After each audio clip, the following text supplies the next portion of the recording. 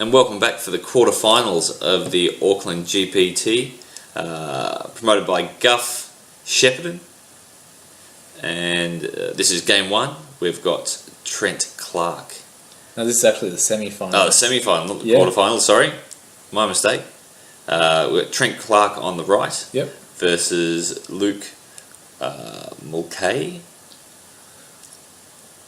I apologise if I've mispronounced your name. Now Trent has mulliganed, I believe, or is about to mulligan. No, he has mulliganed. Yep. Has mulliganed. I try to edit out the mulligans so people don't have to sit through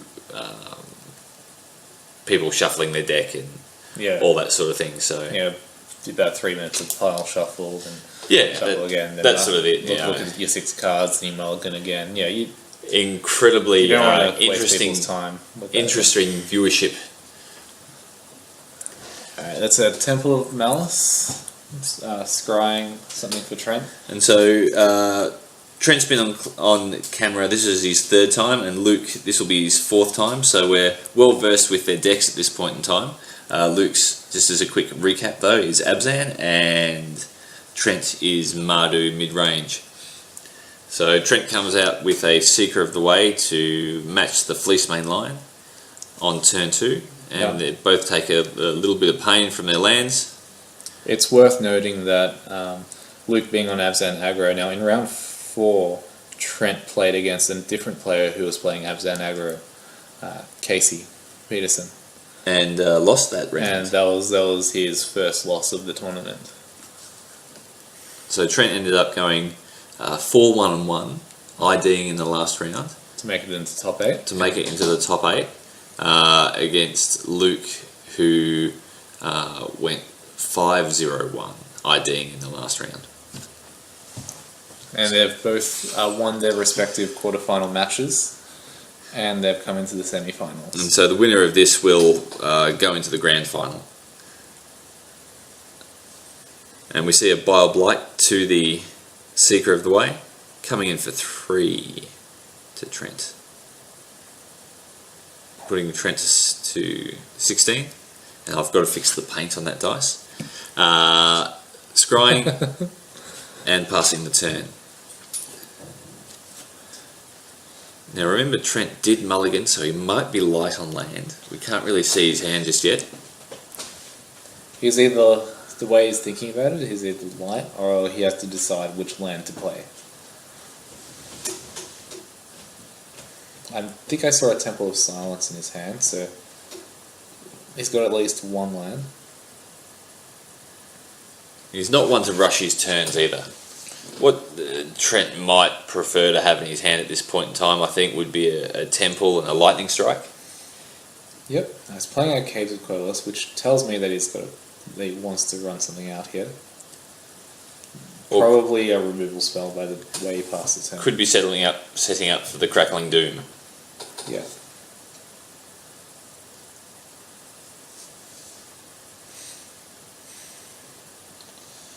And we're going to get a good look at his hand right now. If he has the Crackling Doom, now's the time to use it if he wants to guarantee being able to cast it. And I think I do see it in his hand. So there's the response to the Thoughtseize. Taking 1 from the Caves. Now that's for a total of 4 damage between these 2 spells. Oh, we actually took 2. I think. No, took 1. He actually had to take 2 because it's a Battlefield Forge and a Caves of Querulus. So we've got double Temple, Butcher of the Horde and Elspeth. Now I can see this is why it took a while to decide which land to play, because whether or not he played the untapped land and then hope to draw another untapped land, or to play a Temple and guarantee being able to play the Butcher on turn 4. Yep, and he went for the early defense. Yep. With the Crackling Doom to the Fleece main line.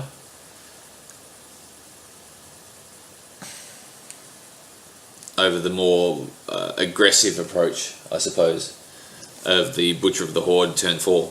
Yeah, well, so at this stage, unless Trent gets lucky, the Butcher's coming out turn 5. So it looks like Luke's doing a bit of calculations here to... I think he wants to take the Elspeth. but he's just sort of adding up, looking at his hand, seeing if he can deal with the Elspeth otherwise. Yeah, I think I saw a Siege Rhino and an Offenser in his hand. And a Plains. Now he did take the Elspeth. Now an Offenser, at worst, can trade with the Butcher of the Horde. And he knows Trent can't cast the Butcher of the Horde this turn unless he top decks a untapped land. Yeah, so Trent really wants either an untapped land or a 3-drop here. Or a 3 or fewer drop, I should say. Well, I think you'd be hoping for the 3 or fewer drop, because if you get the untapped land, that means you've got 3 land in hand and a Butcher of the Horde, which isn't a strong position. Ultimately, he does want to play something this turn. Yes. So, the untapped land, whilst not as good as getting a 3-drop, is still going to do it. But he just scries. He put it to the bottom, I believe. Yep. And passes the turn back to Luke. Now, Luke definitely has a Siege Rhino there. I think he's got a Drowning Sorrow as well. Comes in for 4, putting Trent to 10.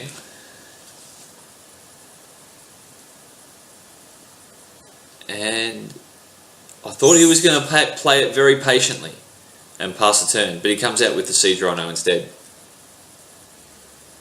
And I think you got to run out the Siege Rhino in that position. Like, I don't know if Luke has a removal spell in hand that he wants to hold for the Butcher, but I think Siege Rhino just curve out. If you got a removal spell, just clear away the blocker. Because Trent's move this turn is Butcher of the Horde, which has to run into a Siege Rhino or the Anafenza. Yeah. Now, is that a Thought Seize? That's a Thought Seize in his hand. So he might have been thinking about Thought Seizing the Butcher away. Which wouldn't have been a bad play, although I do still like the Siege Rhino play. Yep. Discussing it with Trent earlier in the matches, I couldn't think of a situation where on turn 4 you're not going to play your Siege Rhino.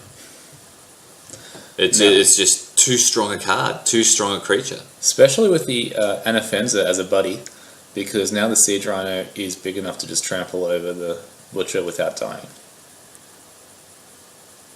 So the Butcher goes in front of the Anafenza. A Bile Blight to the Butcher means the Anafenza doesn't die. And 5 damage. Putting Trent on 2 life. Now I'm not sure Trent's got an answer in his deck. That's Thought Seize, getting rid of the Butcher that he's drawn since the last Thought Seize. And we may just see a scoop phase